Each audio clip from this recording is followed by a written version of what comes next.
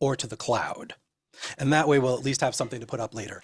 So let me just say, this is The Art of Rock, where we talk about the process and experience of making music. It's brought to you by the patrons of Angelspit, and our dude, Carl Zug von Rock of that same band, can't be on the show this week. So in the meantime, I'm helping to keep it going with some obstacles to that goal. But my name is Raziel. I'm from the band You Shriek. The land I'm on is historically cared for by the people of the Massachusetts tribe, so I'm taking a moment to honor the first people who lived, worked, and loved the Boston area long before colonization. All right, everybody.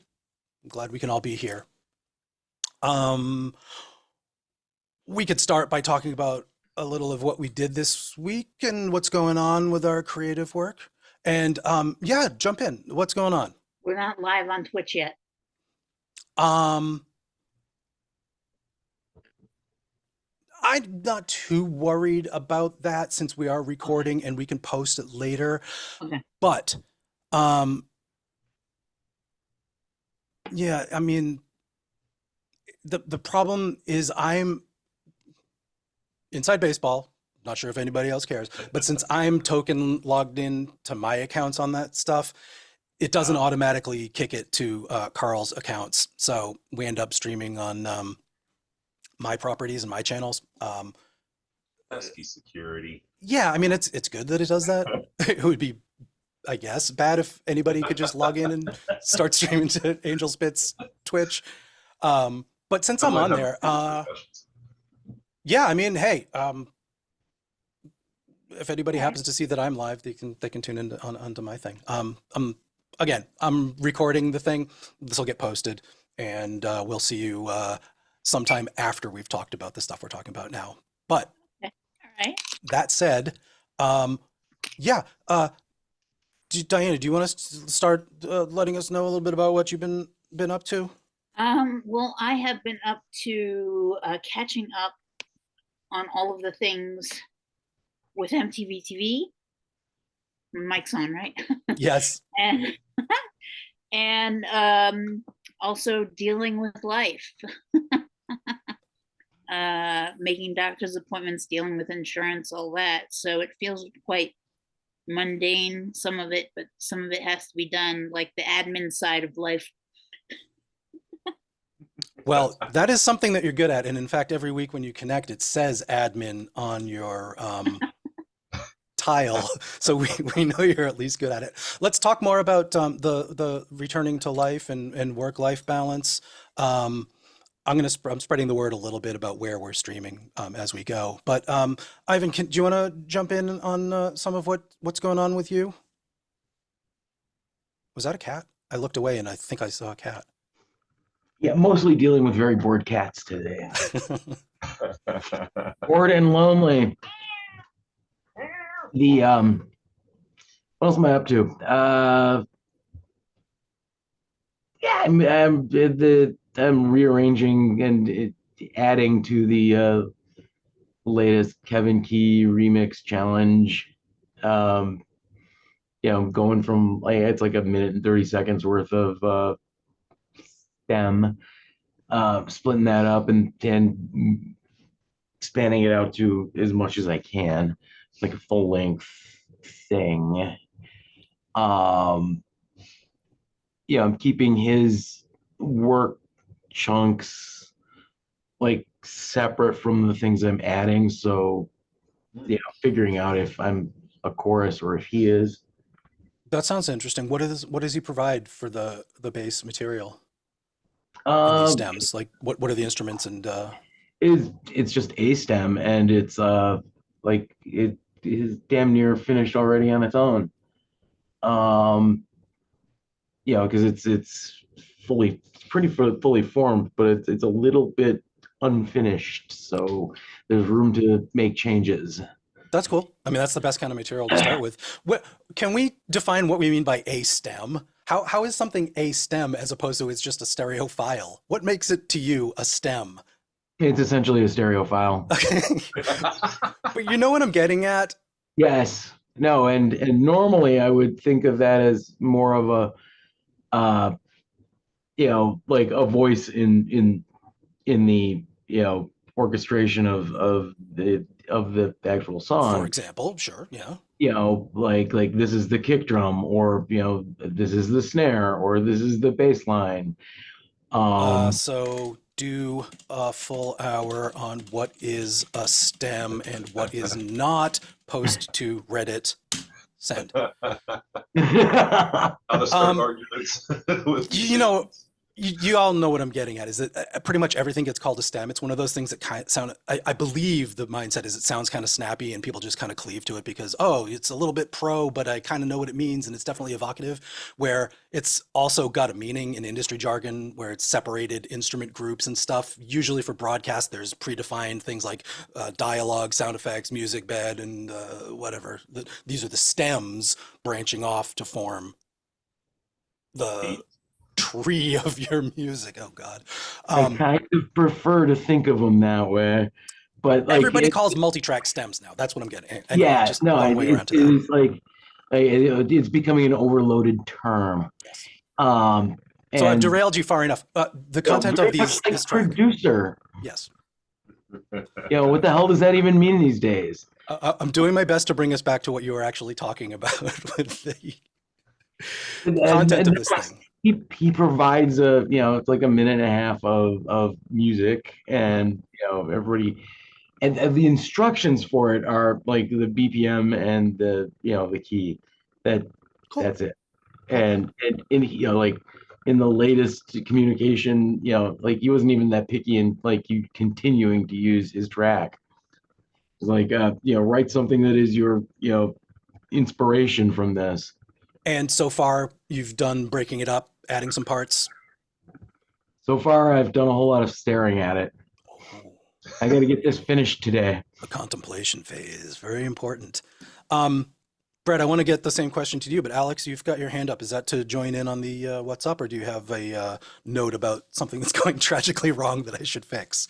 No, I just wanted to say, I think stems can be whatever in terms of channel, or like stereo or mono or maybe 5.1. But as far as I know, it's just singular tracks.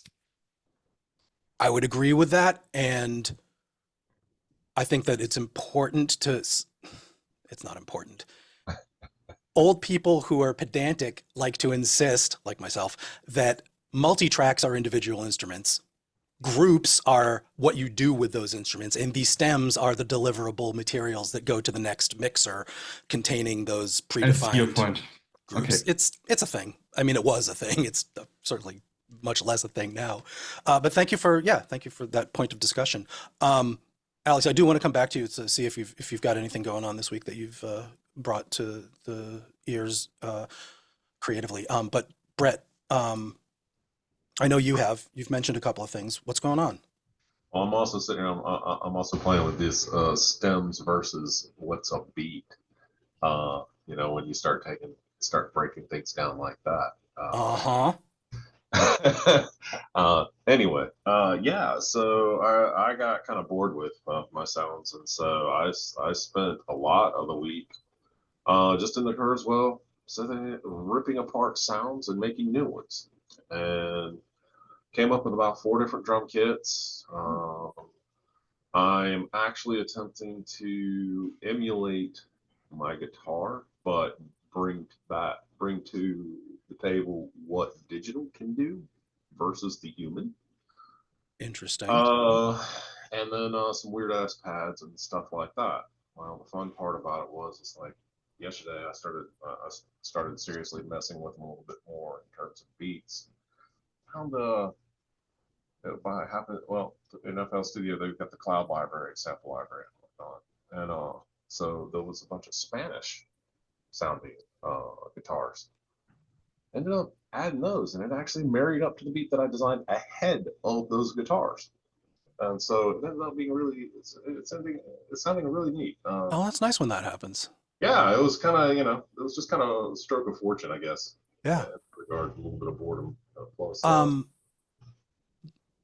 I know you're working on some other stuff, but what's your process with the guitars? I feel like I'm an advocate for people talking about guitars sometimes. All right. So I don't do it. I have not yet recorded acoustic guitars. And that's one thing you're much better at than So all of mine is line. I'm literally going straight from the amp, which in this case has the distortion, and that's mostly because it's a line 6, and I've also got the pedal that allows me to switch between effects and whatnot. And so I crank up, you know, Total tone stack, all provided, comes out, you plug it in. It sounds more or less the way you did when you were playing.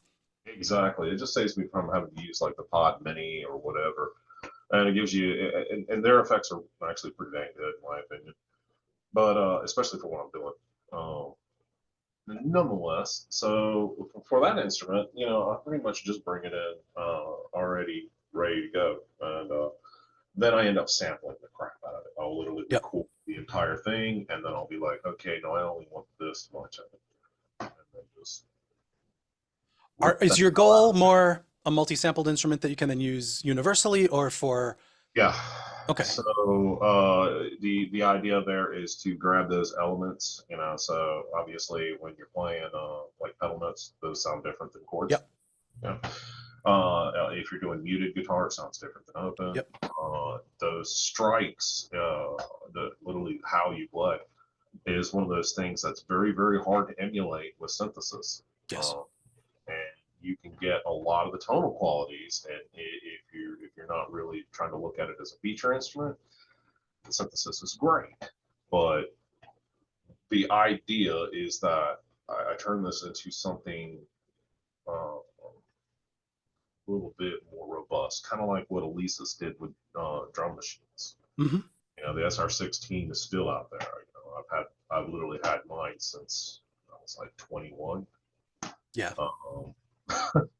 And one of the nice things they did is they sampled real drums, and they figured out how to get that in there, and they got the intonation. So if you hit the pad harder, you get a different sound. Mm-hmm. That's kind of where I wanted to ask also, is how are you deciding which way to go, whether it's key switches or velocity layers, or just you know, to get the different articulations in there. I know there's some great libraries that allow you to just key switch to muted, key switch to full, you know, open plucks or stuff like that. Have you thought about how you're going to do that?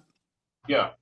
So instead of doing key switching, I'm going to be mostly velocity layers, but then I'm going to also I'm also looking at it from the standpoint of, okay, you know, chords can actually be its own patch, and the pedal notes, that can be its own patch. Yeah. And that way, you know, I can sit there and I can focus on, you know, the intonation or whatever for that sound as it comes in, assign those samples to those velocity layers. And then if I need it to sound like something else a human would do, I will simply switch. I'll simply tell it, hey, go to channel whatever, Mm-hmm. and play it from that bank. And since it's the same instrument, it should marry up quite well. Yeah. That sounds really fascinating. I hope that we get to hear the results of that, and I would love to share it in, you know, in stream sometime. Not like belaboring the whole thing with like, here's my composition, but just to hear some of the things we're talking about. It's really piqued my curiosity, because what you have is your unique sound, not a thing from the library, which can be great and really useful, but it's a thing that you made and nobody else has yet, unless you're going to share it. And it harkens back to this one time. I've never done a multi-sampled, like, here, I'm going to emulate guitar, but I've definitely sampled plenty of things that were happening with the guitar and turned that into a patch. And there was, I had this Ampeg, a tube amp that was dying, and I assume it was just the tubes were very old,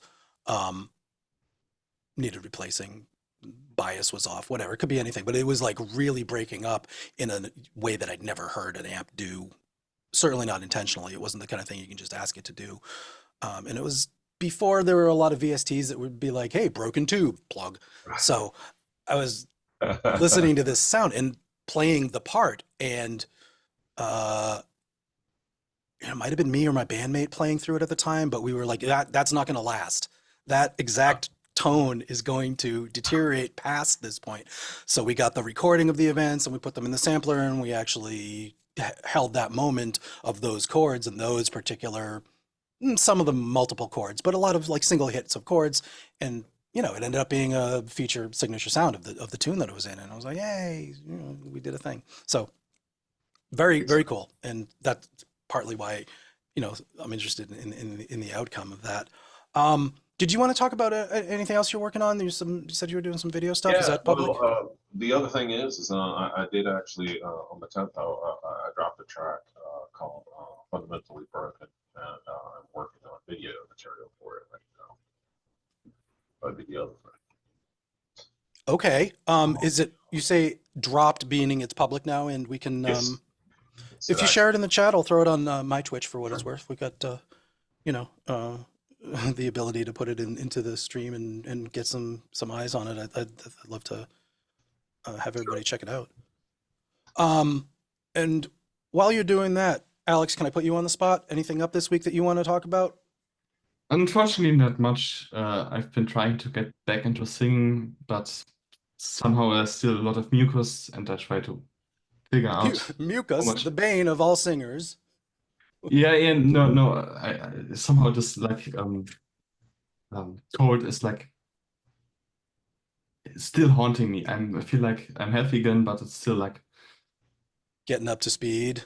yeah, and I have to see what I can do without coughing because it's like I don't know, really fine sense of like there's mucus and I really want to sing again. Yeah. And it's frustrating because I can only do so much without coughing. So I feel that absolutely. And I think that technique, is a subtle thing, and triggering yourself to do things that cause you to cough. Like there's ways of getting around it that we work toward. And I've done a lot of like, I haven't been singing in a few weeks, and I get in there and I just try to hit one note, and it's like it really chokes me up. Like you're trying to do some sort of compression or distortion effect on it just a little bit, or even just something in an upper register, and it's like gag reflex on that thing. It's very frustrating.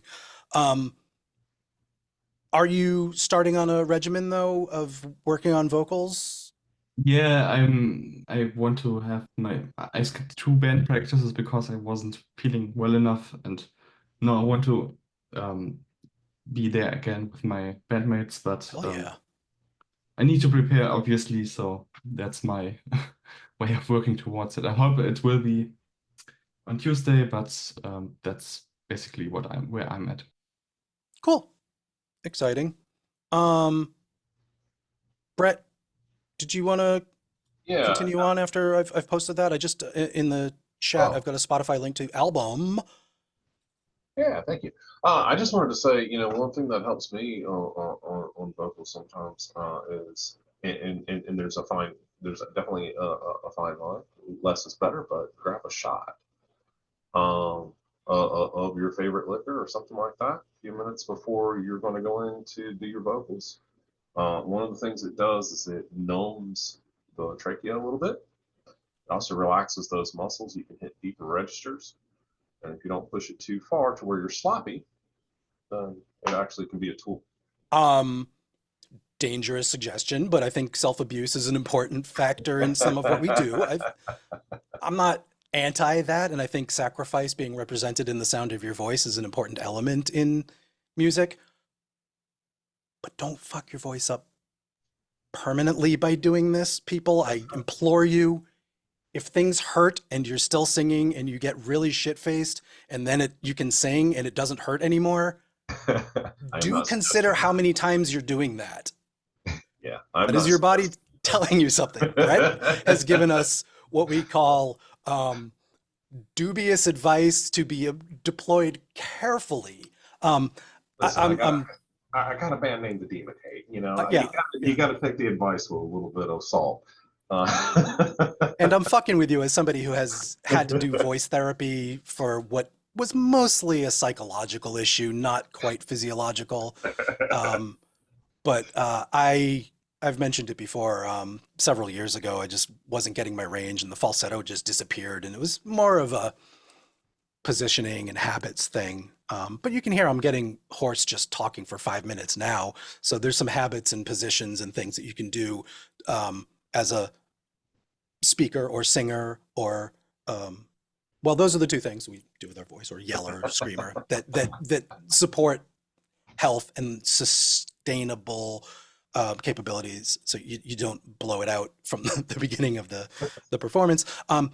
And yeah, like drinking and screaming and getting hoarse and having your voice be damaged are certainly part of that. But you know, Ogre's still doing it. He is not hurting himself, you know, when he sings. It sounds like pain and torture, but that's up, you know, as far as I can tell. And Ivan, you can ask Kevin about this when you're returning your remix. My suspicion is that he has some pretty good healthy habits that don't involve permanent damage. And Yeah, with his voice, like the quality of his voice is determined by like a sine wave of where he is during a tour.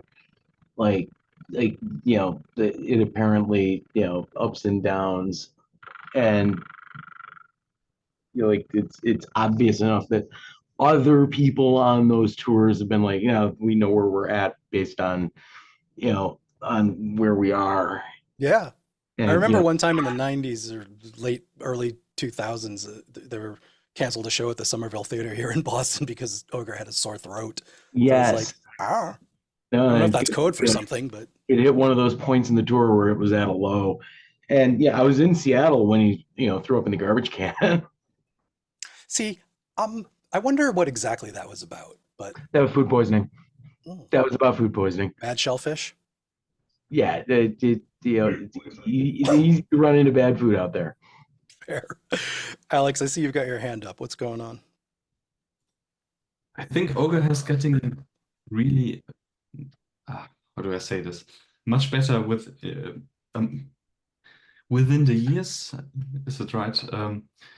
Because I just I wanted to get like something from his technique, how he does it, and so I watched like really old footage from the 80s and then from the 2000s, and then I think it was 2018.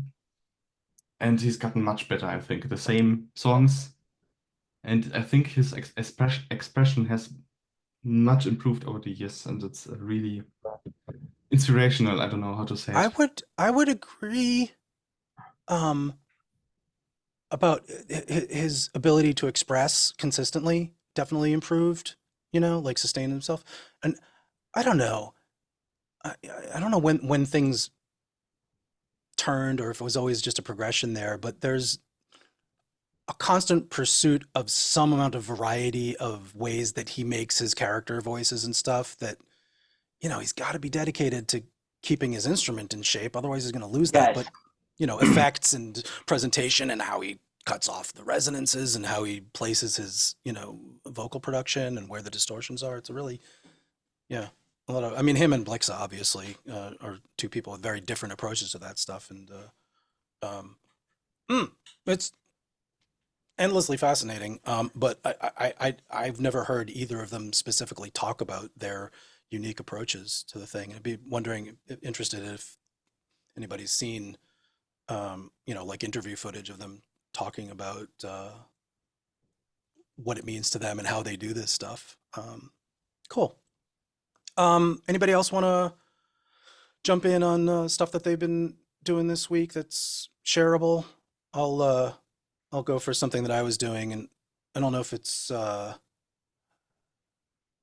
progress, but it does definitely touch on the theme of getting back to things that you once did, which I also want to broach. I jammed live with humans in a room on guitar. I appreciate the thumbs up and enthusiasm and stuff. It was with a drummer that I worked with in U Shriek, Mark, from way back when we had one, and he was on an acoustic kit, and bassist Derek, who brought an instrument and lots of pedals, and I just showed up and was like, whatever guitar is there. There's a, you know, JCM, the smaller jazz chorus, Roland jazz chorus, and you know, I brought my Ableton Live tone stack that I've been using, and it was weird. It was strange, you know, there was a lot of energy and enthusiasm, and we played at the same tempo, mostly in the same key, but yeah, interesting energy. I would do it again.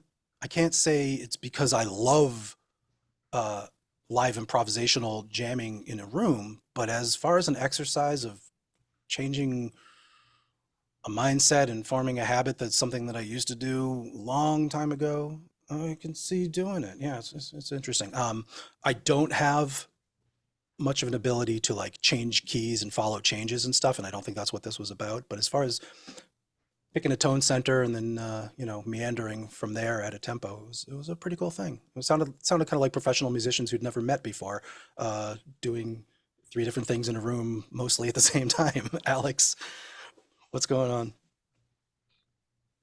I find it really hard to improvise with vocals in a jam setting.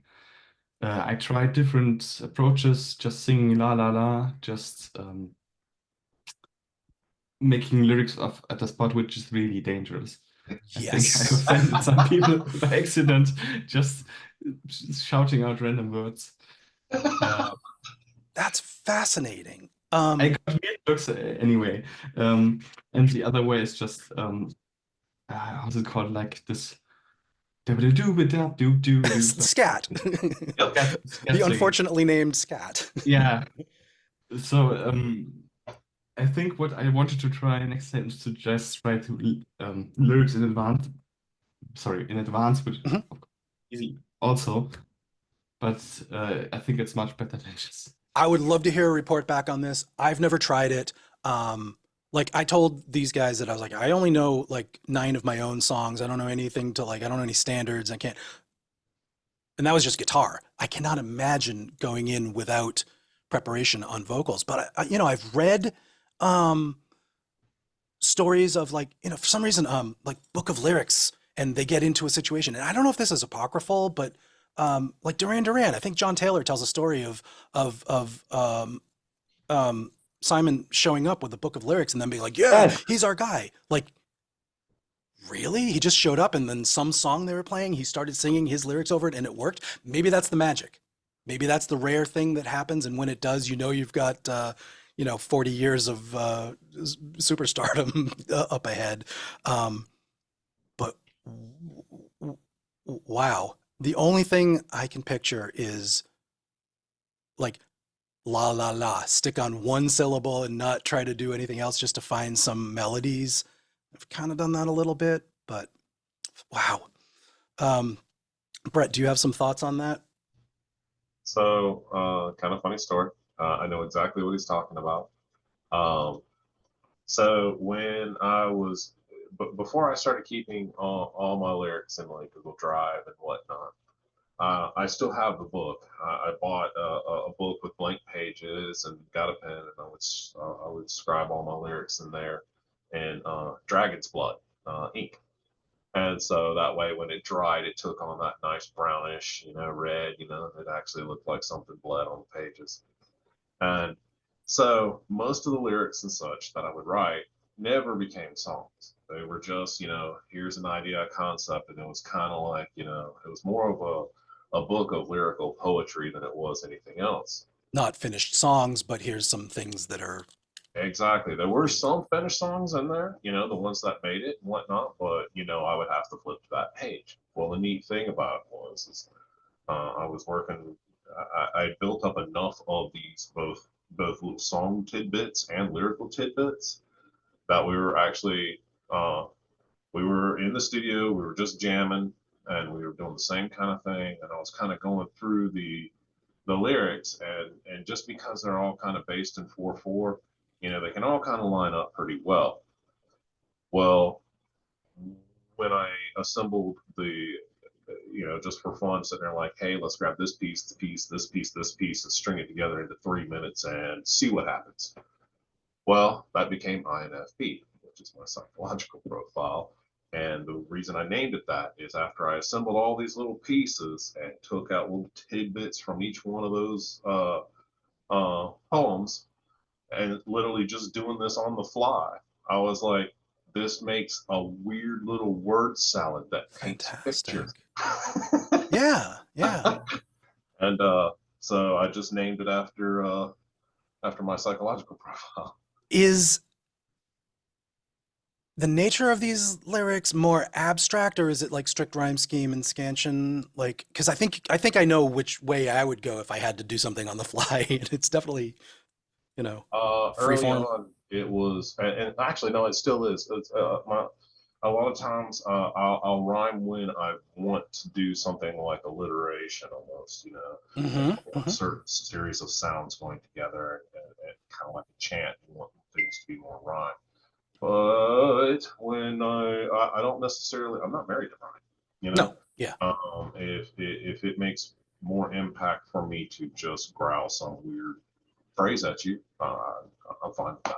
I don't care what tone it is at that point. Yeah.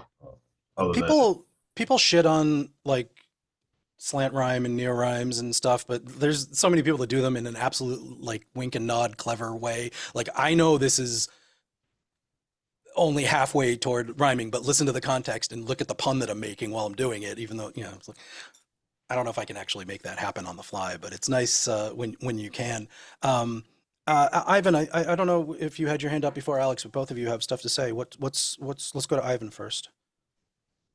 Okay, there's a like Simon Le Bon act, you know, example of lyricists showing up with everything in order and a big ass list of lyrics is a kind of a big deal because Yeah. like actually like writing music, like we know full on and well, you know, like a lot of stuff gets just left behind because that didn't work, so I'm gonna try something else. Oh, that didn't work, I'm gonna try something. Lyric writers do the same thing, except they're doing it with words. You know, like they're changing the medium and that's it. And so you know, if your vocalist shows up and hasn't got an attempt at that even, you know, they're not trying that hard. You know, plain and simple. I feel targeted suddenly as a lyricist who has never showed up to the gig with lyrics to improvise. But your point is taken. Yeah, and being able to do that is like super freaking valuable because it's kind of rare. You know, it takes guts. It takes practice. It takes abandon or stupidity or something to just fucking show up and start doing that. But if you listen to some, like just jamming does. yeah. But I you know, now that you mention it, there are recordings of early versions where lyrics are different of Duran Duran stuff. Like you hear, you know, like "Jump into the Fire" became "Dance into the Fire," which is like, you know, the little historical note of a much more powerful but more subtle and unique lyric, where you figured "jump" would be the thing. Like you'd say that and it sounds powerful, but no, this is the 80s and we are new wave as fuck, and listen to these synthesizers dancing to the fire. It's like, oh, more iconic, more unique. Yeah, it's I'm gonna try it someday before I die, like showing up and doing some improvised lyrics without it necessarily being just syllables and scat. Now that the challenge is there, but yeah, no, I think it'd be worth, you know, an experiment worth taking. Maybe maybe we don't know, but there's only one way to find out, and that's part of the experiment. But like again, like the, you know, the lyricist, you know, vocalist needs to show up with as much like, I'm gonna try stuff and some of it's not gonna work, so I'll try other stuff, and I'm going to, you know, we're gonna grow this song together instead of, you know, like throwing offense at each other. So Alex, I see you've got your hand up. Juan, welcome to the panel. Good to see you. We are somewhat streaming a little bit live. We're on my Twitch stream due to tokens and stuff. We're also recording, and just wanted to let you jump into the topic that we're talking about. A little bit of what we did this week, and a little bit of, since I talked about live jamming, being in a room with other musicians and doing that thing. But first, Alex, come back. Once I actually sat on my phone while the others were jamming and wrote lyrics and then used the lyrics. They weren't good, but it somehow worked. Yeah, you did I the think thing. Wouldn't be comfortable singing in front of an audience, but in front of my mates, it was okay. Well, definitely this isn't a thing about comfort in any of these stories, I would say. The get drunk so your voice is better, to sing lyrics that nobody's ever heard in a group in front of people improvising. These are all, to me, stories of discomfort. Juan, can I put you on the spot and see if you've been up to anything this week? And also in the past, it's been a long time since we've seen you. So, Yeah. hi. Hi, everyone. Thanks for having me. So if I may ask, before I jump into what I've been up to, what was the starting point of the topic? Because I think this week and prior, I had something related. I don't know. Where are we coming from? Guest vocals coming in. Or I not went guest- around the horn, so to speak, just with the, what have you been up to this week? That would be the, Gotcha. as far back we need to go for topic, and you'd still be on topic with us. Fair. Really for tests. So you guys were talking about vocalists coming and working with vocalists, and I don't know to what degree, but this week and last I had I've been working with this multidisciplinary singer, because he raps as well, he does a lot of things, and it was the first time working with a singer who I don't have a long-standing relationship with, Ooh. who kind of brought their technique or their approach to the table, where I'm kind of used to working with, with Raziel or with people who are, hey, we have an initial conversation, then comes back what they put together. And I've been fortunate that the people I've worked with can, hang on their own. They do their thing. So with this person, it was the first time I'm in the room. It's the first time we're coming up with the lyrics. It's the first time they're hearing the song even sometimes. And again, fortunate that this person is seasoned. They've been doing this for a while. So there was no room for, you're not doing it the way I like, or they're not doing it, there's no tension like that. It's really just like this creative juice that's happening, where we'll be listening. All of a sudden they stop talking. I look over and they're just in their notebook singing to themselves.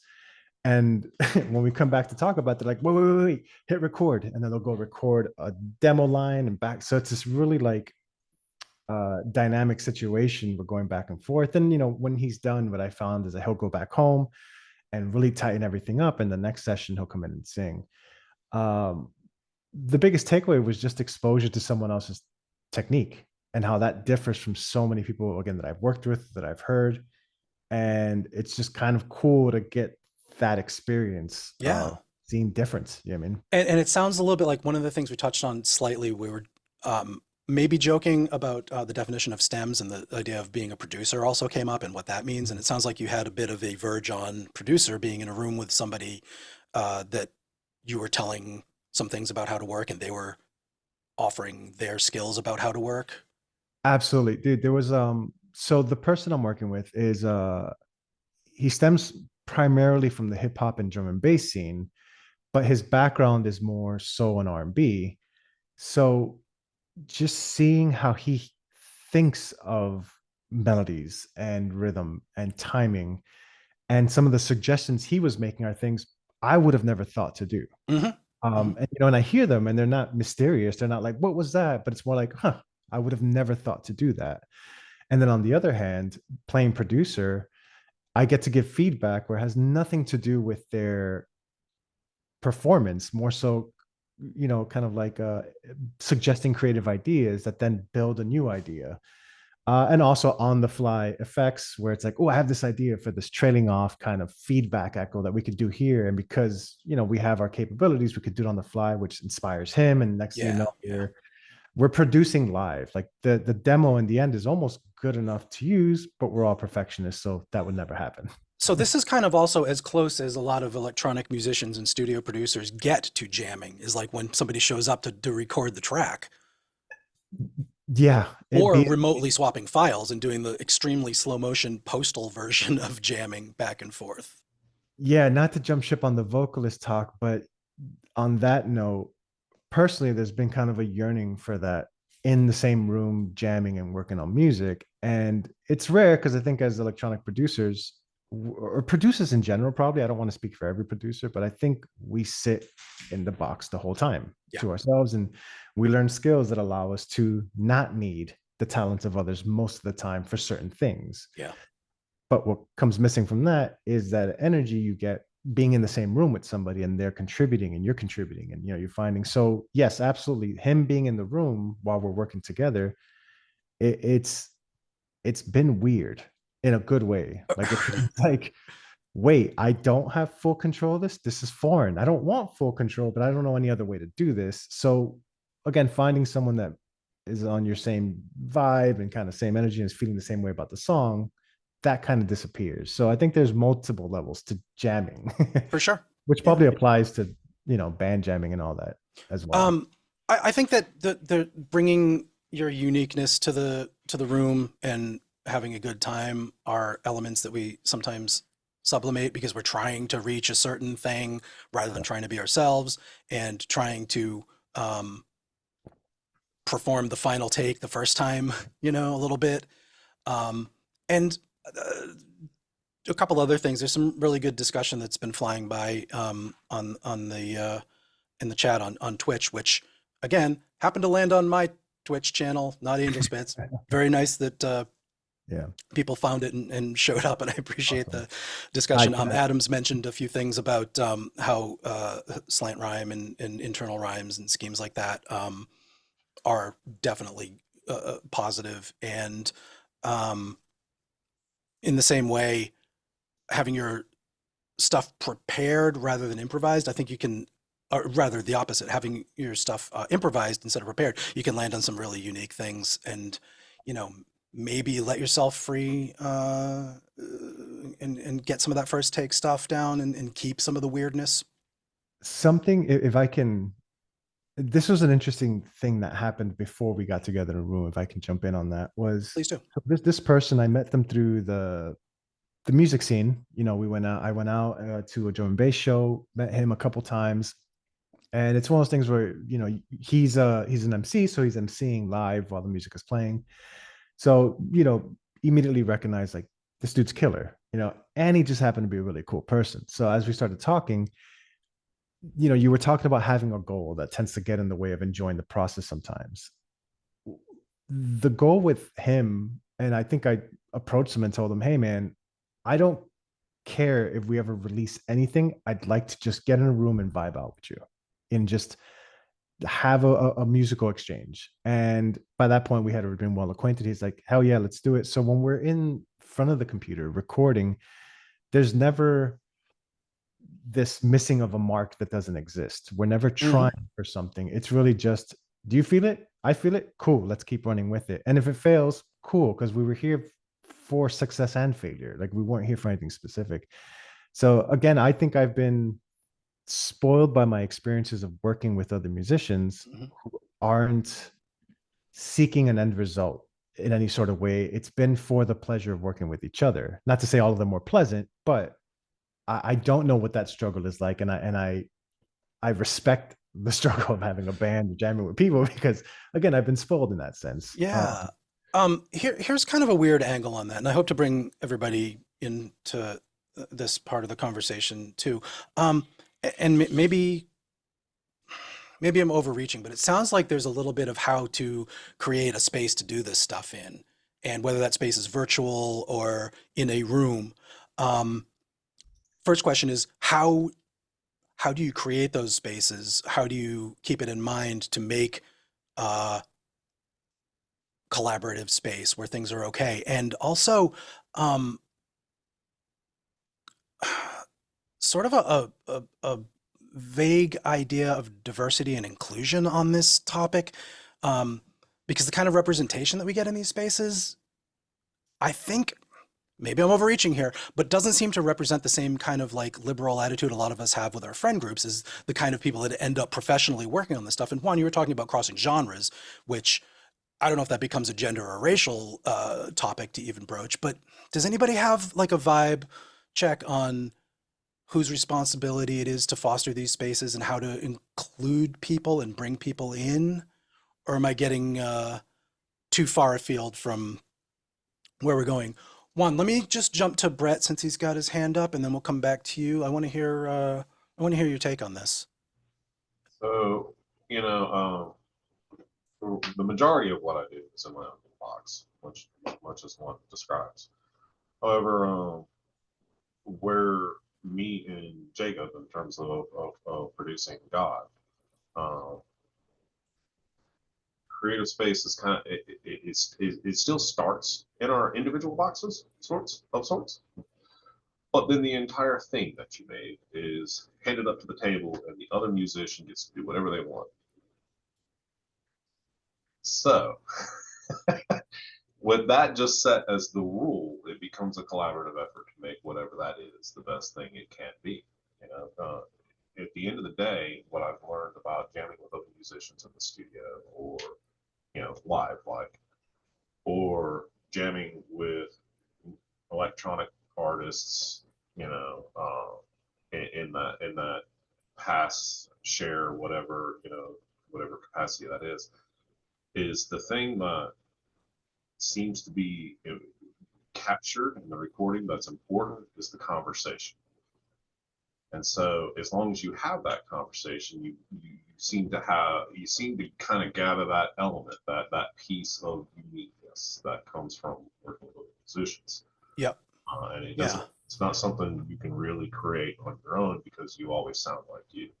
Right. And the metaphor of conversation is apt in like sort of a functional way where you're going back and forth trading lines, but it's also apt in the we're listening to each other sort of way. And we've talked about this before, that an effective improvisational jam includes listening to what the other musicians are doing, but listening to what people are doing and responding to it with acceptance. I don't know, it starts seeming so abstract and It's a lot of trust. yeah, thank you. It's just like all of us talking, and having our conversation. There's we've got certain things that we've kind of set up ahead of time, in terms of how we're going to treat each other and whatnot. So there's a trust in that we're working with it.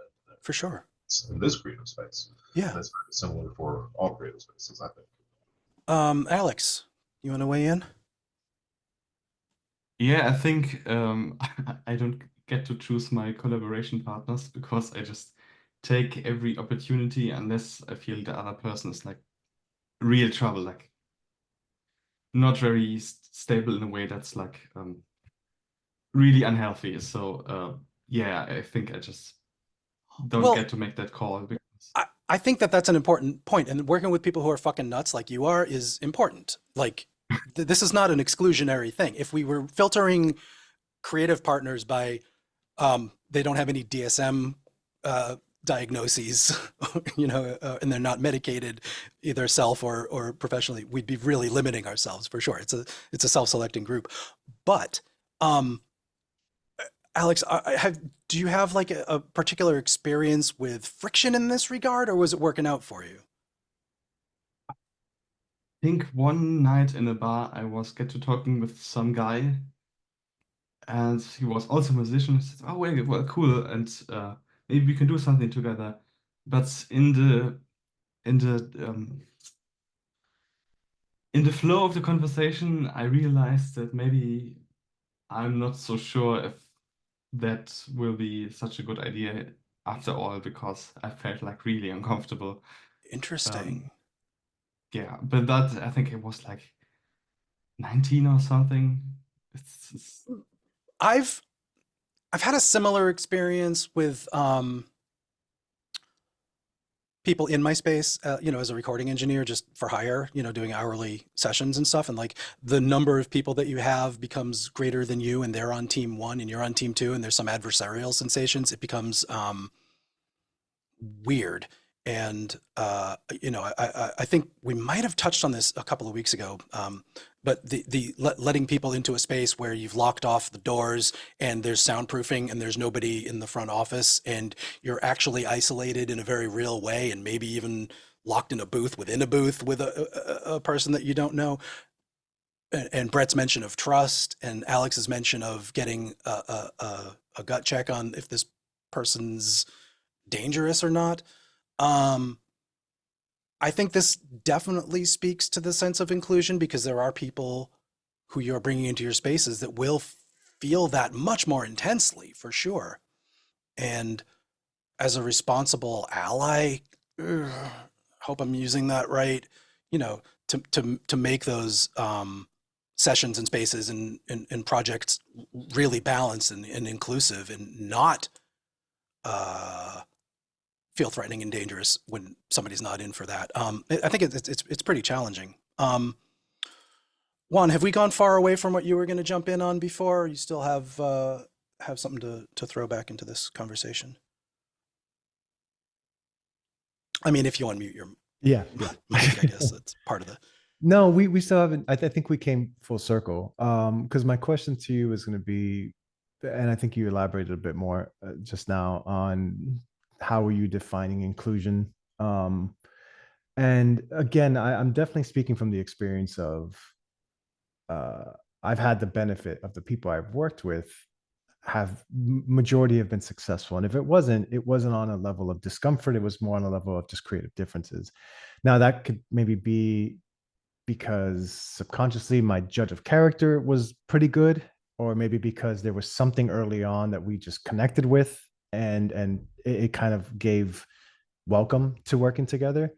So there, I don't want to speak to any other experience past that because that's what I'm limited to. But in terms of inclusion, my thought would be music for me is such a personal creative passion project that it's a self-expression. It's not a job.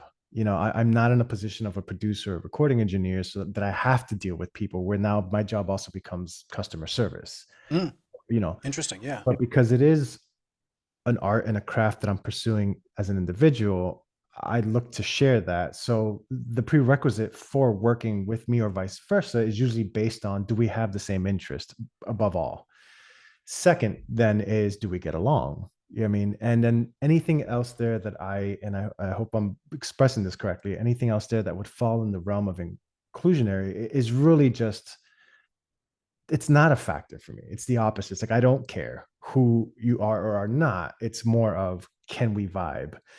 Now, to the point that Alex was saying, it's like there's definitely been cases like that where I've met people who claim is a strong word. Let me say, who say they are producers. Mhm. And you get excited because you meet another producer, and it's just like, oh, cool. Then you have a little bit of small chit chat, but then maybe ego shows up, and then something else shows up, and you're just like, I don't even want to finish this conversation, let alone work with this person. Okay, so this is why I keep insisting on stems mean one thing and producer means one thing. And if you're going to use those words, you fucking look up the definition and have an argument about it. So I might have missed that point. What was the point between STEM and producer? Dude, if I go back into it, fair everybody's enough. going to hang up the call. And no, just you already know the joke. Everybody gets to call themselves a producer depending on how they think producer should be defined, and that's fine. It's just that you then have to also inquire a little bit about what they mean by producer, and there's some discovery process about getting to really know what their intentions are and what their capabilities are and where they're coming from. And that's a better way in most cases of operating creatively. However, on the professional end, when you need to hire somebody to produce a band, the credentials fortunately generally stand ahead, and there'll be an agent involved in hiring a producer, and you don't accidentally get somebody who only makes beats when what you need is somebody to babysit a drug addicted group of 4 20-year-olds who make rock and roll. Very different skill sets. Yeah. I think that a couple of things in the chat, Super Tablespoon mentioned about consistency in spaces and environments, and how that we go back to that, like building your tool set and your lighting and your instruments and the people that are allowed in there.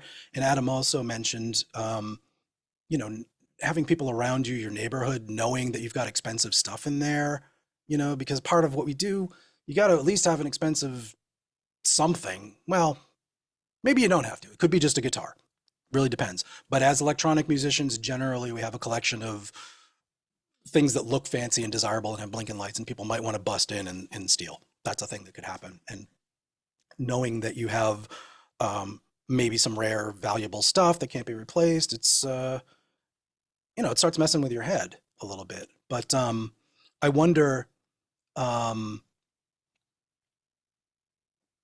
if anybody has more habits around being protective of their stuff, or ways to keep their spaces consistent, or feelings on what is important to bring into that consistency, still with the eye on inclusion, but also self-care in that way.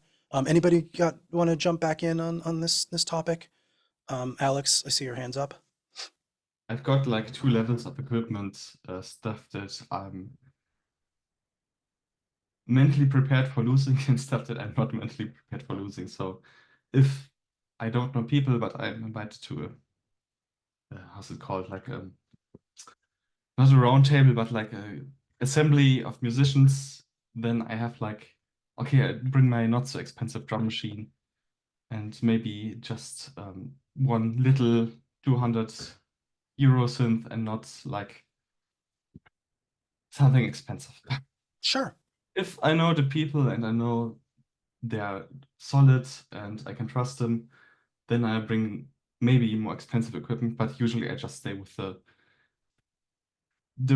things that I can get getting broken or spilled beer over because Right. The replaceable things. Not yeah, for this specific use case, it just doesn't matter if it's expensive. And I don't think we've talked about these feelings in these terms exactly. Like sometimes you have to be protective of your gear, and like we're kind of responsible for carrying things around that we need to use. And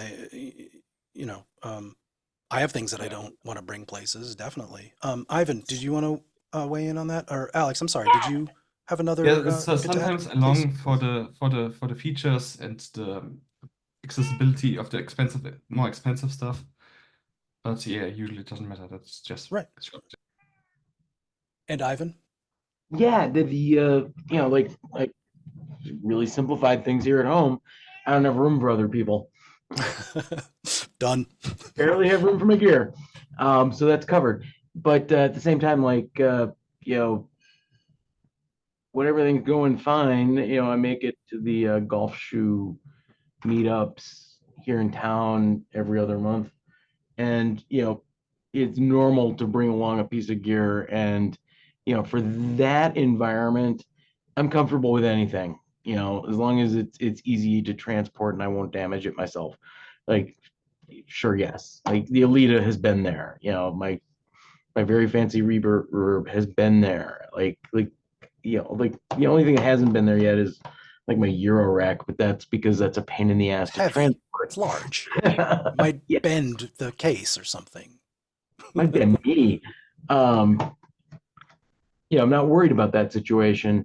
At the same time, like, yeah, if I'm gonna go play a live show somewhere, like, you know, at a bar or something, like I'm gonna get that down to something that just plays stems as closely as I can get. Yeah. Because like, you know, like the fewer moving parts, the less stuff there is to break, and that's an environment where stuff will end up inadvertently breaking.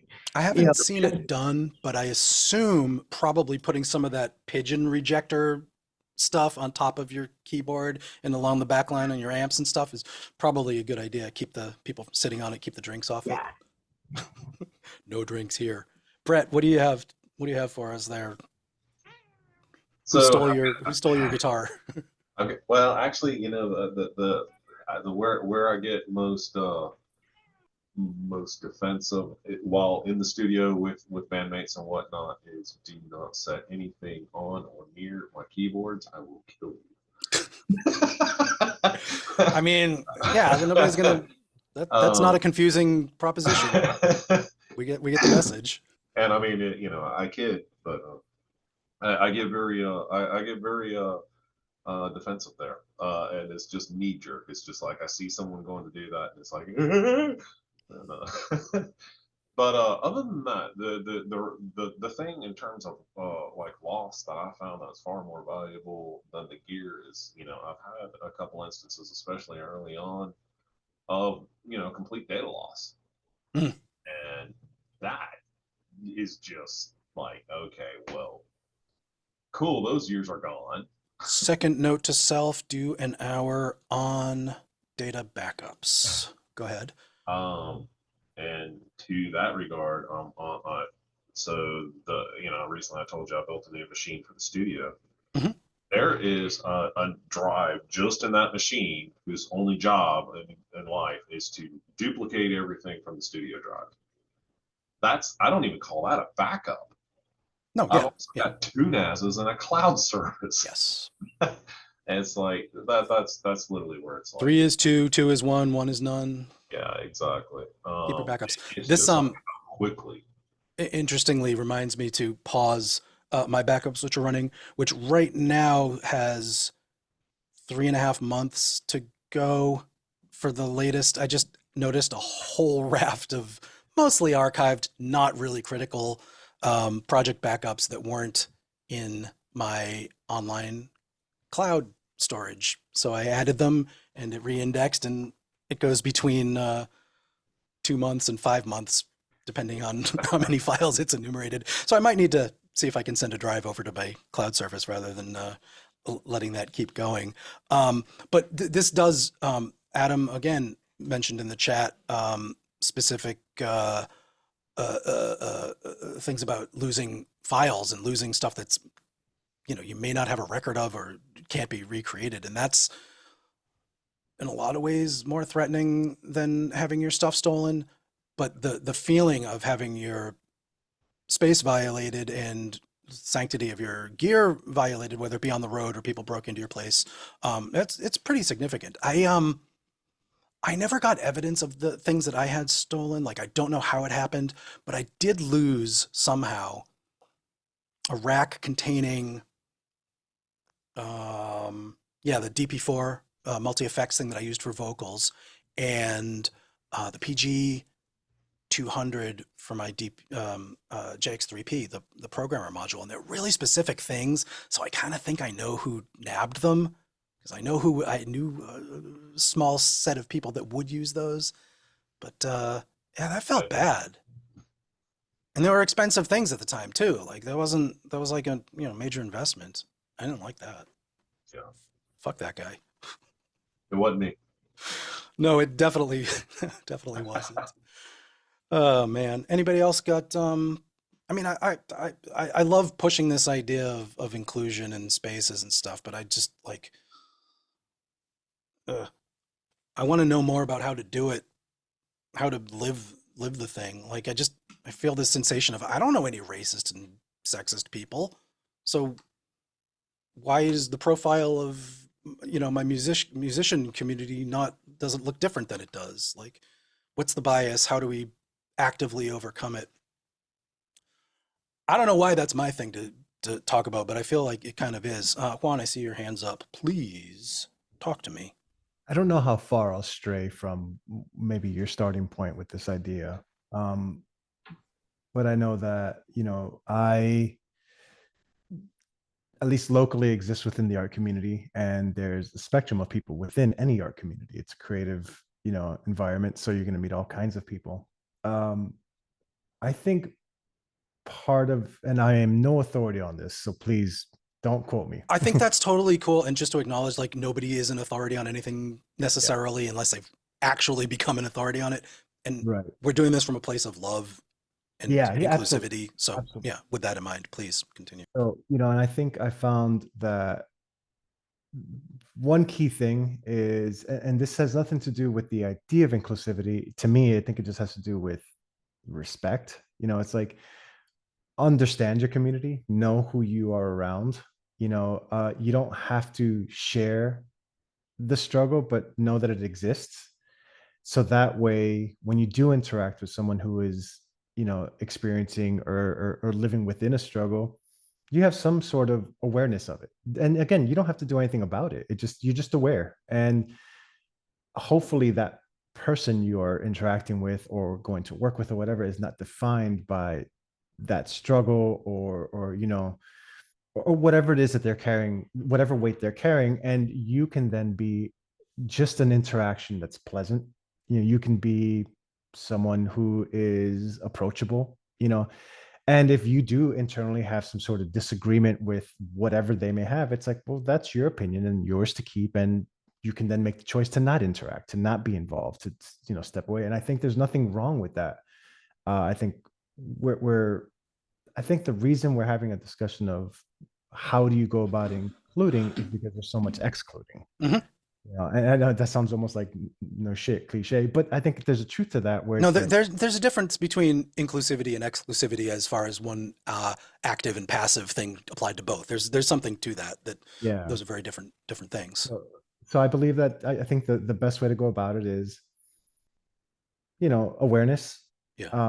And if you want to go as far as to educate yourself on it, then kudos to you. I think that'll help you out to make sure that you know how to interact in these specific scenarios. You know what I mean? Not necessarily for a specific person, but just in the scenario. Just the environment is there's a subculture to it that if you want to respect and be a part of, hey, just read a little bit, just learn a little bit, talk to people. Yeah. I mean, on a selfish angle of what exactly you're saying, I get better when I understand more things that I didn't know before. That makes me better.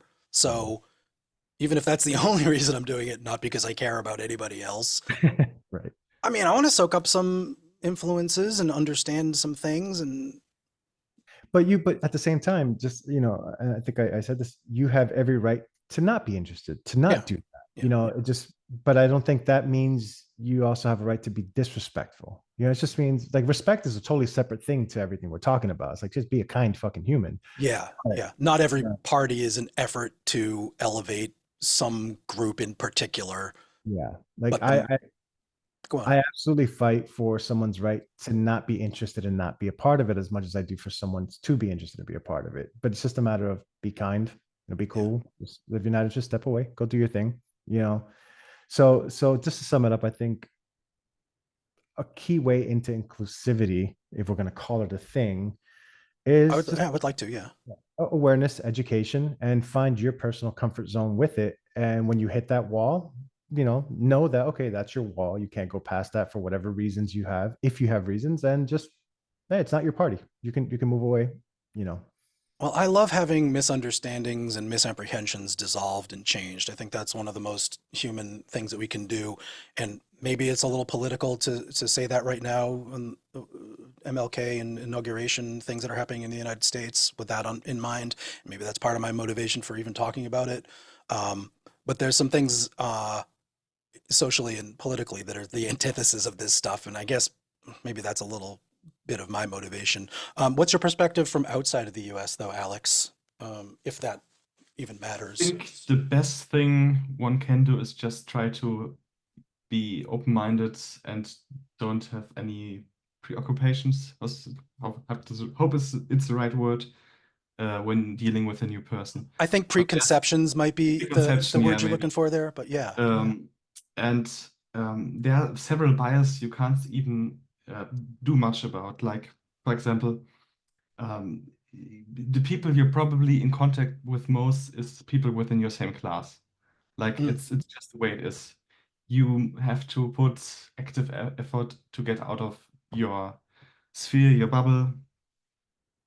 And also specifically to music, you're much more likely to encounter middle to upper class people within playing music with instruments, because you're more likely to do it if your parents paid for your music lessons. Yeah, yeah. Maybe they played an instrument, so there are different biases. But yeah, I think you should make an effort, but you also shouldn't beat yourself up about it and just do your best the way you can. I think that's the best approach. I think the best approach is the one that you describe in the most detail yourself. That's important. And also wanted to mention a couple of things from the chat.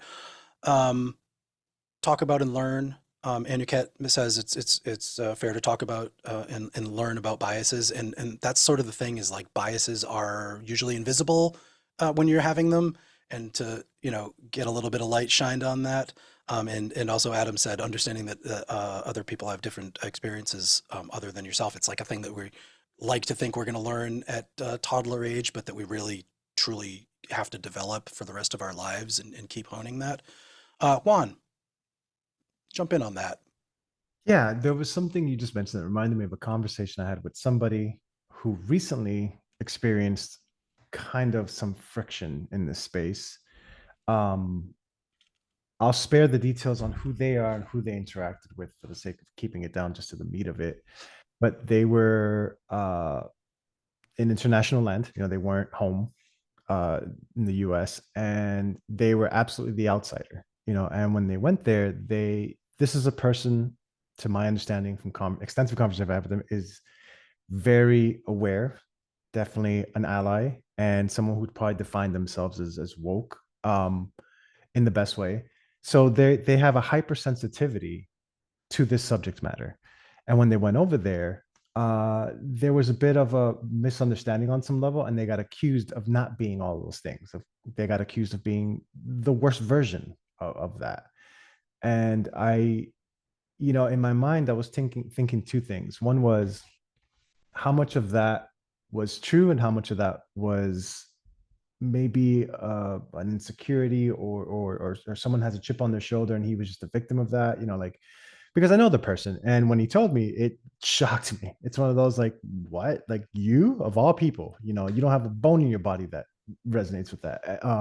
The opposite. I'm being extremely vague here. Yeah, that's fair. That's fair. I mean, this is general stuff anyway that we can all apply in different measures. So the main point to that was, I think that there's a dance involved here between one party and another. I think hopefully there would be a patience with those that are looking to be included, for those that will quote unquote be doing the inclusion, where it's like, because I've been in situations where I maybe refer to someone incorrectly, and I get corrected. And when I get corrected, my ego isn't hurt. I don't feel embarrassed. I'm just like, cool, now I know. And I will put that effort from here forth because it doesn't cost me anything and I have no problem with it. And vice versa, on my end, understanding that I'm in an environment, going back to kind of this awareness that it's like, those might be the lay of the land right now. You know what I mean? In this situation. So I have to be respectful to anything I don't know. Hey, I didn't know. So with his situation specifically, I think what it was is that someone might have felt attacked for some other reason. I think after hearing the story, it's like, I don't think that had anything to do with anything. I think that was just the weapon they chose to use to express the issue they had.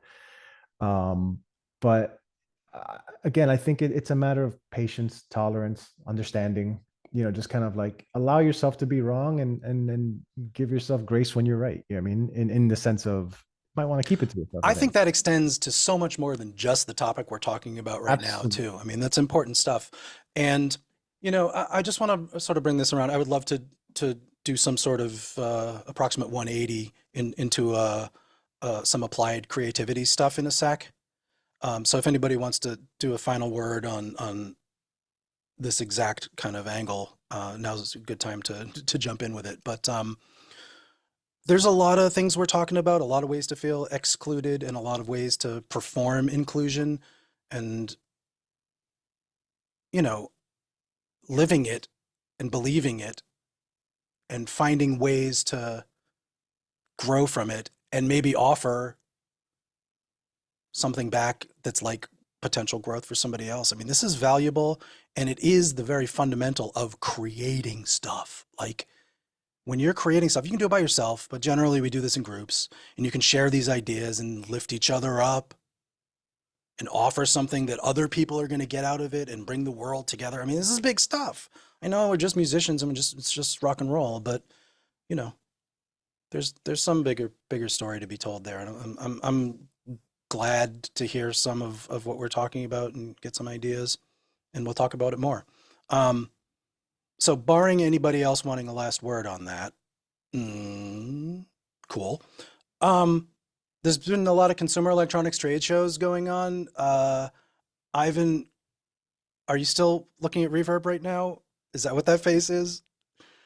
Anybody seen anything? Like, I've seen a couple of audio interfaces, and I know some of the companies that we don't usually name have some advanced stuff, but I know YouTube's percolating with new gear and new stuff that might be fun to go price out and not buy, hopefully. Alex, you want to tell me what you've seen? Yeah, to be honest, most of the stuff that I want is either already out for years or already out of production and isn't sold anymore new. I'm somehow jaded on new synthesizers and audio products. I Yeah. don't know why, but it doesn't excite me the way it did when I was 18 and reading music magazines. There was a scarcity thing when you had to go into the store. you know, there was a mystery around some of that stuff when you could go into a recording studio to see some of these weird pieces of gear, and maybe that's been diluted by YouTubers having access to all this stuff. I don't know. I got excited about the marketing hype angle on a couple of things. I looked at a couple of videos and I saw some interfaces that have more channels, and I saw some synthesizers that are cheaper. Uh, but I don't know. I think I might be a little bit with you on that. Like nothing was like so exciting that I needed to buy it. Brett, what did you see? Most of what I have actually seen has been software, honestly. You know, Something just, in particular? well, I even mentioned that PC rack, and I started messing with it the other day in terms of the free version, just to kind of feel it out. It's pretty neat. I can see the draw. Um, honestly, it's like I started going back and I was looking actually everywhere, but I was actually looking at old K2000s to repair the one I've got sitting up there, and then I was every time I go about doing that, I end up coming in here, and the FL Studio actually does something cool, and they've been expanding out their cloud offerings, and so I'm regularly getting new instruments and whatnot from it, and honestly, some of the stuff that they're able to do in software makes a hell of a lot more sense than it does in hardware. Um, and it can do way crazier things. Okay. That's what's been drawing my eye. I did not see any software announcements. I saw Audient had a new version of one of their rack things that had more channels. That's the specific one that I saw. And the B company has new mixer technology, but they announced it before. It's like, more channels and more DSP and more processing and more screen, and some of that's pretty compelling. I think I'm okay as far as buying it. Um, yeah, not a ton of exciting. Like we all want our old gear. Ivan, what else did you see? Okay, I saw the audience, Yeah. and like if it was a couple of years ago, if it was before I bought my current audio interface, I would have been totally on board with that thing because like it does have like an awful lot of the sexy like interfaces, and you can inboard and onboard and offboard audio with that thing like freaking crazy, which is nice. Finally somebody paid attention to what I care about, which is lots of channels, which like you know a Focusrite for 2 channel that doesn't have ADAT is those are dead to me. They just don't have Harsh, enough. They do decisive. not have enough. Like little desktop audio interfaces are little and desktop, and like that has a place. Unfortunately, not here. Because I can't plug enough stuff into it. I can't plug enough Fair. stuff out of it. Whereas this new one, like it's got everything that I would want. I just kind of am so close with the one that I already have that I don't see a reason to Well, change it. one thing I noticed about that interface in particular is it does not have built-in quarter inch or XLR jacks. It's got multi-pin 25 DB25s to then pin out Yeah, how you wish. Also, ADAT and maybe SPDIF or some other things, but digital IO aplenty. And those DB25 jacks, do you have plans in your studio set up to utilize that kind of shit? Or do you like having XLRs for mic pre's and quarter inch or combo jacks for instruments? right now I've got XLRs for that, and like right now that it's working well enough to stay out of my hair. Because I Because finally that's what like we want out of an audio interface, and just stay out of your hair and be neutral and yes, yeah. don't get in the way, and by get in the way I mean not have interface, or not have IO to do the thing I need to get done. And I'm running a Audio Fuse Studio, and I'm very happy with it. Let's Like Audio Fuse Studio. it's the God, who makes it? I don't know. That's why I'm asking you, because I don't even know. Arturia. And there we Okay, go. okay. Arturia. And it's pretty nice. And I've got that with ADAT to another chunk of audio, like IO, and that's made by the company that starts with a B. But it works. Like the clocks are pretty stable, and I'm happy. And there's almost no way to have enough in studio without one of those. I feel kind of weird that I've never bought a computer audio interface with a breakout thing and wired it up to ports. Not in my own studio. I guess I've been party to it elsewhere, but I don't know. That seems really next level in pro to be able to do that. It's really nice to have.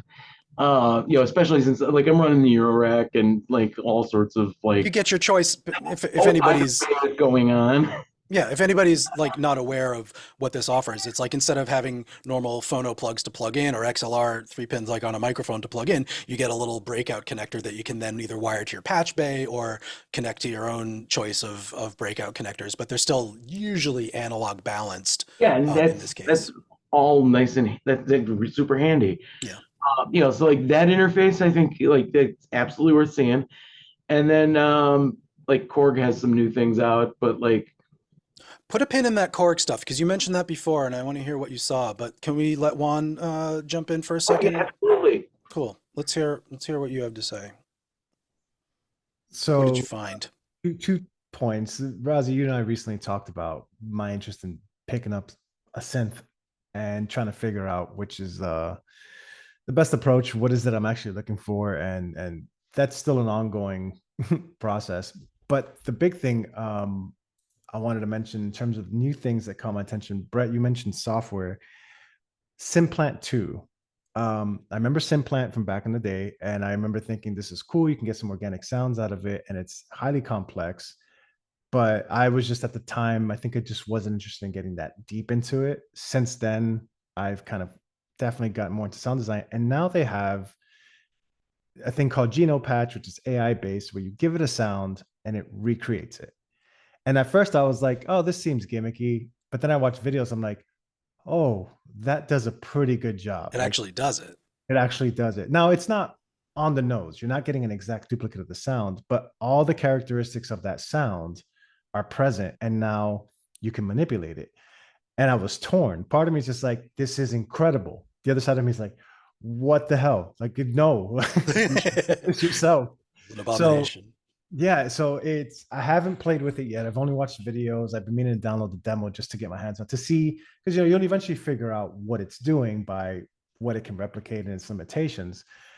But it's impressive. I have no idea if I'm motivated or repelled. I really don't know which way to think. You and I both. So yeah. I thought I'd throw it out there. Hopefully this is a straight conversation, but it's one of those where that's interesting, because I think right now everyone's looking at AI generated music.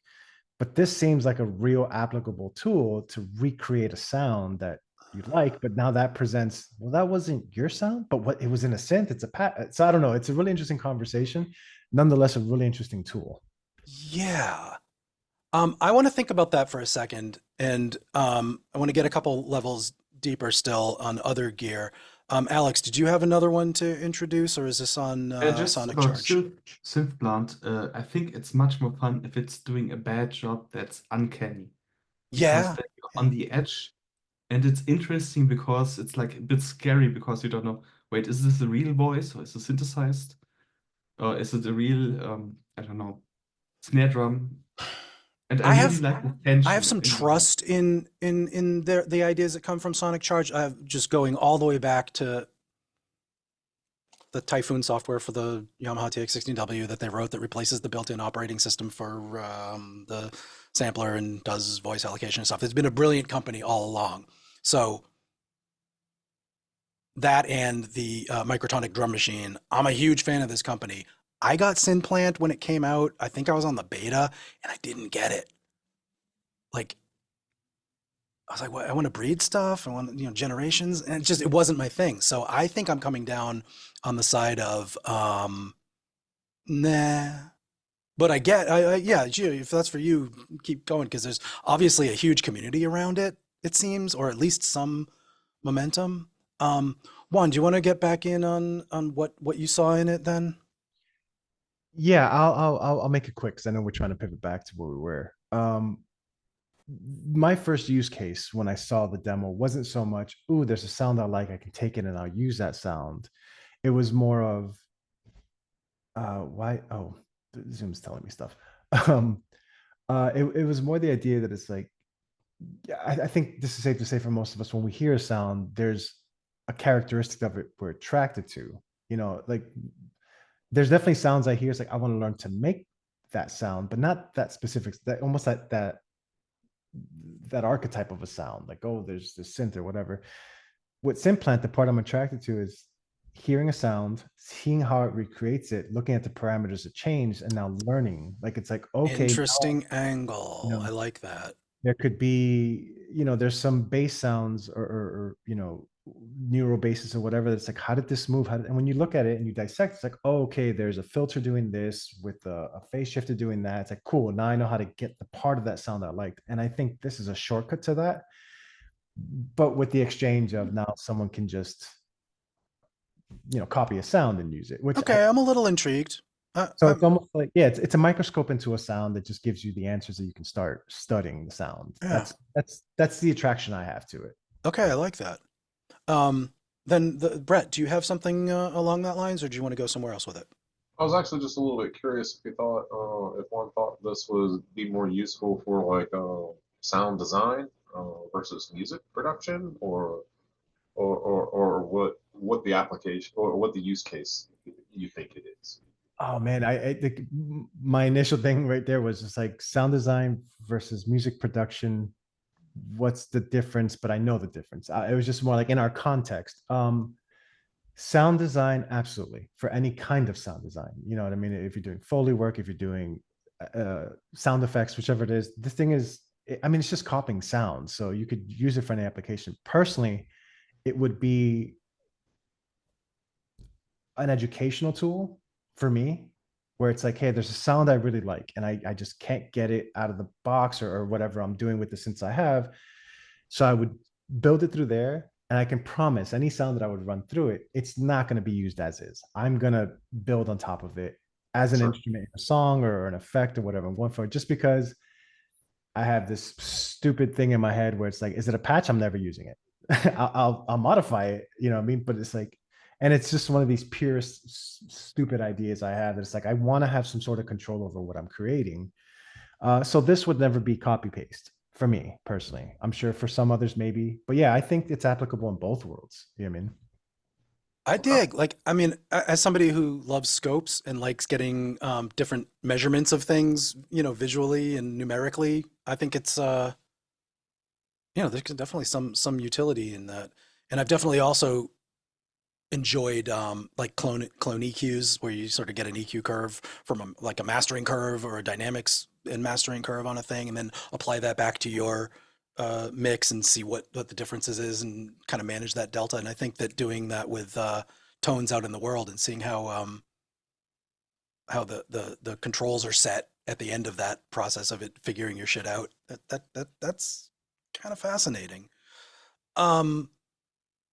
Brett, were you done on that, or did you have another thing to add? I wasn't sure if I cut you off. Yeah, no, that was. Thank you. Cool. That was what I was after there. The topic sort of came around the artificial intelligence aspect of that, and I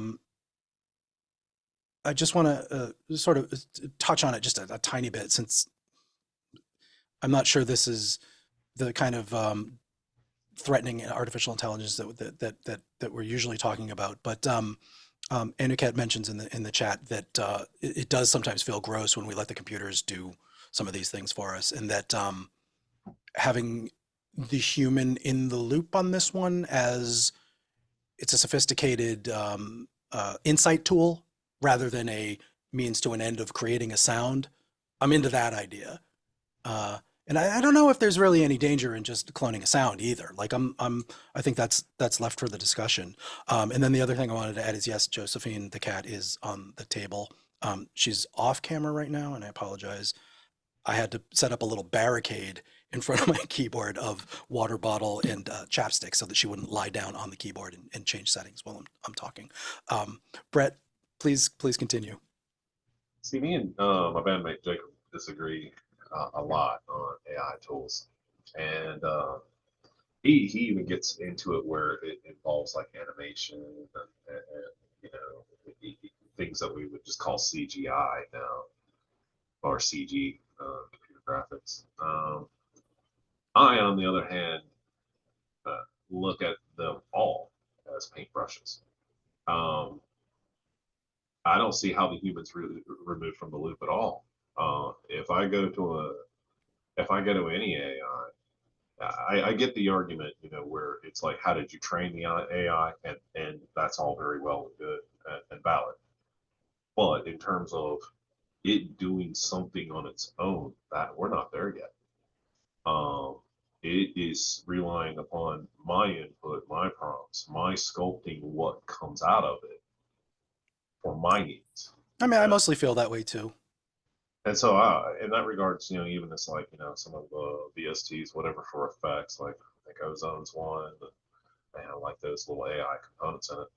Honestly, I've just found that they're just shortcutting what I would already do anyway. I think a lot of people are kind of offended about that shortcut, and justifiably so, when the shortcut is built on the corpus of work that you already did all the work to do and it feeds back. So there's still some ways of being valid ways of being super mad about that. The thing about it is, to me though, is like they're not stopped from creating a new sound. And once you've put that sound out there, you've necessarily influenced someone. I think that's true. So we're just including the artificial intelligence tools in the things that we're influencing. Yeah, I mean, Good point. If I grab a piece of a hip hop beat, because that's not my native language, but but is right for the sound that I'm trying. Okay, but we're licensing that clip, and the person who recorded and wrote it is getting paid. So now we're in a whole different thing. I mean, it's a fair discussion to have, and like, where does the line of this fragment of my creativity was utilized to train a device that now writes parts of songs? There's a level there at which that is just the Kirby Ferguson, everything's a remix, you know, like gradient of remix to stealing and theft, and that art theft is okay in these contexts and reprehensible in these other ones, which is, Yeah, I mean, or I kind of look at it like you're dialing up the pre-programmed beats on a drum machine. Do you care if it was really written by an AI or a human? Me personally, yeah, I think I do make a distinction between randomized and pre-composed, but that's just me. So yeah, valid point. Juan, did you want to weigh in on this one? Yeah. You guys beat me to it, and actually, Adam beat me to it in the chat. What did he say? I think it was nothing wrong with sampling, or sampling is not a crime, he said. And it was funny because I was already thinking that, because the conversation of Simplant and copying sounds, and it's just like, well, is there anything different from sampling? That's been the basis of entire genres that have made incredible music over the history of music. And like you just said, remix everything. Everything's a remix of remix everything. Actually, Adam said that again. But to the point of AI, I hear my thoughts. I think it's tricky, because if you're using an AI tool to create something, I'm having trouble personally saying, well, you didn't create that, you created the prompt that made that, so your talent and your skill was in the prompt. Now, when you start talking about, but then the argument is, but without the prompt, that couldn't exist. It's just like this backwards thing. But then you get into the data set the AI is using and all that, again, built on the work of previous things. So it's, your prompt writing is a collaboration with the data set to create this thing. Okay, cool. So where does the credit go? I think the credit there is evenly distributed, in my opinion. Can be. I would agree. Which is why when I see AI generated art, to me, it's like, I can't respect it as art more than I respect it as you are a creative prompt writer that learned to use this tool to create that. And it's You know weird. what? An operational phrase in there is when you see it, which equals when you recognize it even. Right. But then at the same time, I'm also talking about a paintbrush. Mhm. You know what I mean? It's like, so it's a really weird thing. But to fast forward, it's like we're using Ozone now and all these AI enabled tools for Mm. music and eventually more. So I think what will happen is that we're having this discussion now, and I'm no way the person will probably be talking about this, but we're having this discussion now. But eventually, what Brett just mentioned and the things we're arguing are going to be job titles. People are going to be, I'm a image prompt generator. That's a Yeah. title I have, and I got hired for that and getting paid a decent salary. For sure. Because AI is just eventually going to become a tool. So I think I'm hoping what happens is that, not hoping, I'm sorry. I don't know if I want this or don't want this. It feels like the way we're doing music now will be treated the same way people still use film. Fortunately, you don't have to make the decision. You're right. You're right. But this is why philosophy and ethics does even exist, so that this discussion has a framework and we can actually make some progress with it. Well, one of the reasons anyway. But the idea of like using VSTs to sound design versus AI generators, it's just like, yeah, well, that's the version in the future of using a film camera versus just a digital camera. Well, it steals your soul. That's the problem. Everybody knows that. Can I? Yeah, go ahead. I'm going to jump to, excuse me, Alex, please weigh in. I think my main problem is that most stuff people generate is very vanilla, very unimaginative, and there's just so much of it that it's like floods everything. I think I wouldn't have such a problem with it if people were approaching it like, okay, please generate me I don't know, jazz fusion guitar line and then sample flip it. I think that would be much more interesting than people generating these paint by the numbers pop songs. I would wager that most of the people on this panel would prefer that it fuck that up and have some glitches and do something wrong when you ask it to do that. So I don't know if we're the right candidates for good results versus bad results from these things, because obviously the ultimate trajectory of these tools is to make it indistinguishable from what people do, and thus smooth and polished and correct in by these aesthetic judgments, where what we're looking for is something weird and unique and cracked and broken and strange, which makes me glad the tools exist because we can coax those things out of them. Yeah, what I wanted to say is maybe I want people to use it as part of their creative process, not instead of it. Yeah, absolutely. Absolutely. Brett, more than just a thumbs up on that? Yeah. And I just kind of wanted to, reflect a little bit, just, on how I have used these tools. It's like, even where it comes like to images or anything like that, it's never been like, make this and the prompt and then that's the end of the story, because really, it is just the seed that, I need to accomplish the thing. So let's say, for example, I'm writing something and I determine it needs violins. Okay, I can sit there and throw that, hey, model me some violins after this. Cool. Now, what did I want? Why did I want the violins? Because I'm going to reverse them, distort them, cut them up a million different ways, but just after this much of a tone. So go ahead and make that absolutely perfect so I can rip it to shreds. I think that's really similar to the thing automatically coming up with some weirdness, but you can always find the weirdness, the unique bits in the output of these things, and that's the job of the artist to translate that to a large extent. Juan, did you want to come back in on that? Yeah. I just had a thought, and it's going to be a little scrambled, so I'm just going to throw it out there. I feel like one of the obstacles that is new with AI as a tool is that, I could be wrong on this, but historically it seems like any new invention or any new tool was limited to the authorities of an industry, or there was a a price barrier to it. It just wasn't massively accessible. It was something that over time it became cheaper to make, and then now everyone can do it.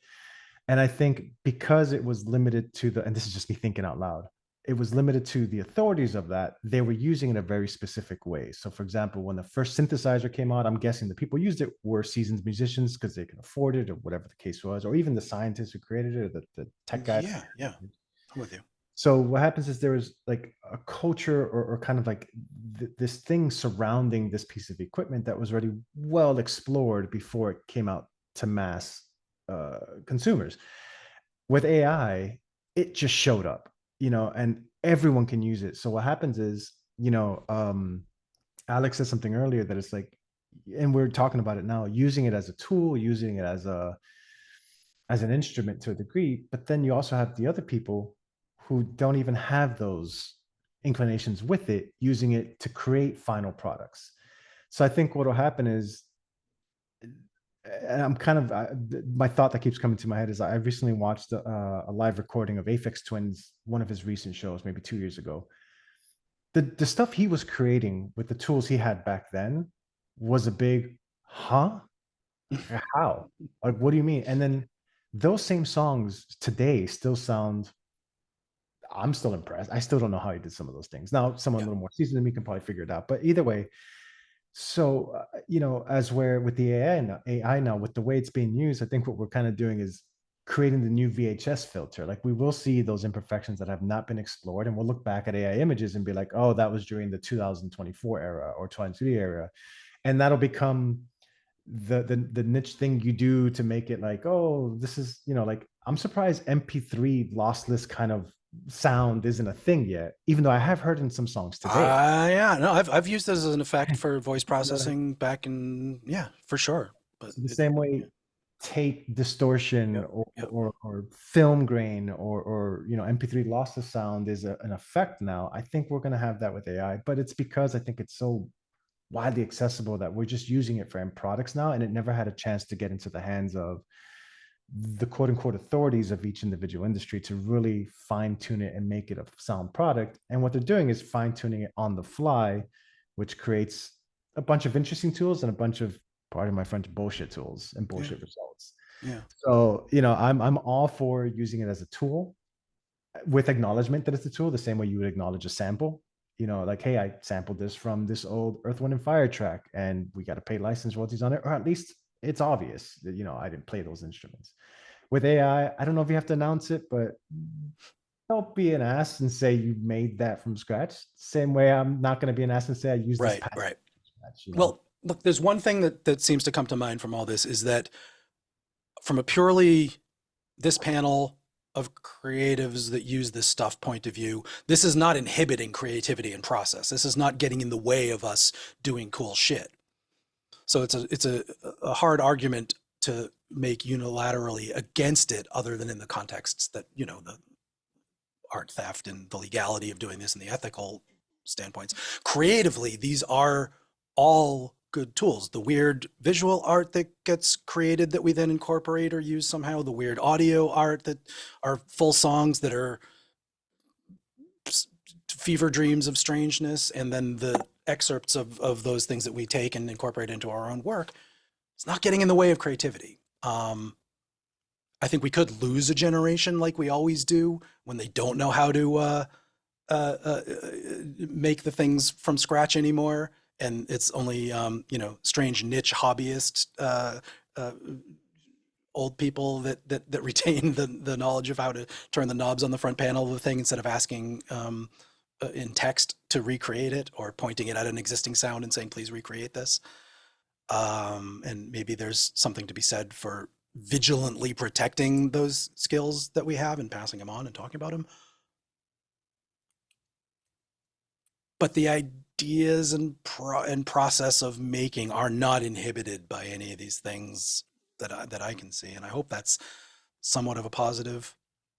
And if anybody else wants to jump in on the end of that topic, maybe we can wrap it up with Ivan. You mentioned the idea of some Korg stuff that you saw at NAMM. I wouldn't mind talking about some like tasty synth goodness or whatever they have. Yeah, they have a number of vaguely new things. Is it the oh yeah, they've got an updated Kronos workstation, which, like, I don't know if that'll ever be worth anything to me. Like, I'm really not a workstation synth guy, as it turns out. And then they've got a series of like turntables. Korg does? Yeah, Interesting. they run on like batteries, and you can take them anywhere. Like, that's kind of cool. For people that are playing vinyl, it definitely makes. I think these contrived combinations of purposes is pretty funny. Like there's a lot of really good ways to carry audio with you and use it on the fly. And record players in your car and on your belt pack are not those. But hey, let's create them anyway. What the fuck? What's their intended purpose for these? DJ stuff or? So people can play vinyl. Near as I can tell, like, Okay. there's like, I don't think there's 4 of them in the line. Depending on like how good a one you want, you can either spend less or more money. This is and- not the Korg angle I was expecting at all. I had Monopoly and MS-20 in my mind. You say Korg and I think classics, massive synths, but marginal utility, interesting stuff too. Yeah, and Why the hell they've not? got a new version of the Monopoly on the way out, or the Mini Korg. No, really? It's got a Wait, is bunch that of facts? knob sliders on the front, and then like the rest of it's up on the deck. Is there a reissue of Mini Korg on that? Yeah, Interesting. Okay. And then, like that's kind of cool. Like, I'm not like No, I would like to own one. That would be fine. If these are rip-off company prices, like in the $500 range, I'd get one if it said the actual brand on it. $1,000 range. Oh, okay. I mean, actually, those are a couple of. Sorry, say again, Alex. It has full MIDI implementation, I think, but only over USB. Okay. All right. I mean, I'd be interested in that synth anyway. Like, I think that's an interesting. I mean, the history of that synth and the one hit that it's Dennis Miller famous for is important enough that I'd probably entertain getting one. But I've never like actually hit reverb for a used one. That's still reserved for memory moogs, and I still can't afford to do that. So, Alex, is your hand up for a new one? I think I forgot what I wanted to say. Sorry. That's okay. It was probably something juicy about synths and trade shows, but I don't know. Anybody want to bring it home with the last topic, or are we there? I feel like we're kind of there. I'm going to paste a few things into the chat in the way that Carl does, which makes him talk funny while he's doing it, and I have a new appreciation for that.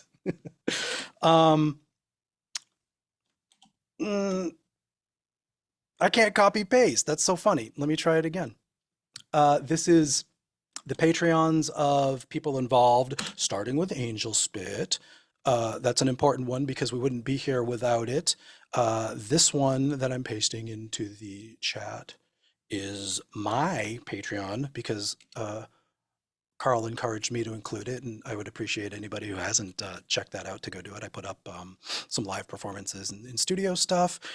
And of course, one of the huge, essential, important ones would be MTV TV. You go to that. I think we're going to prepare to raid to it.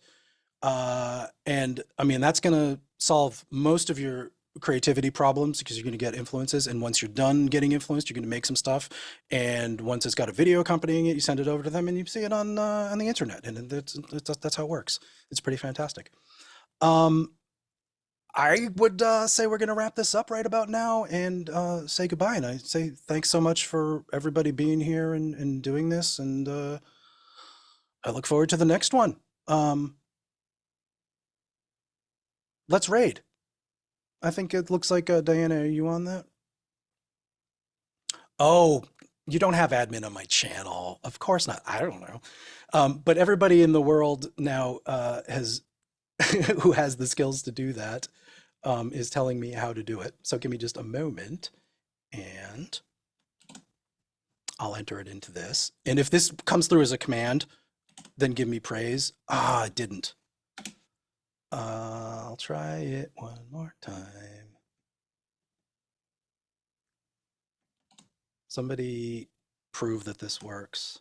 Ah, it ate it. Raid.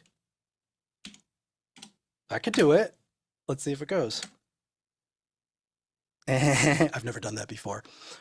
Thanks a lot for bearing with me, and thanks for being here, everybody. Take care.